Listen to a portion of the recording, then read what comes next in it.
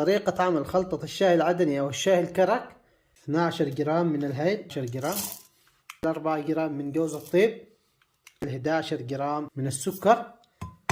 خلاص نشغل ما شاء الله. وهذه خلطة الشاي العدني أو الشاي الكرك. الخلطة هذه بتقعد معاكم فترة. وهنا ما شاء الله عندي هنا الماء المغلي على النار، ملعقتين صغيرة من الشاي.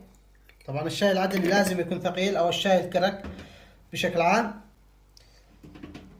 خلي الشاي يطبخ كذا بطريقة سريعة. بعد ما يطبخ الشاي أضيف السكر حسب حاجتي أو حسب الماء الموجود. طبعا أنا عندي هنا تقريبا 3 أكواب من الماء. وأضيف الحليب أضيف علبة، سواء كان حليب الممتاز أو وادي فاطمة أو أبو قوس المتوفر عندكم إن شاء الله.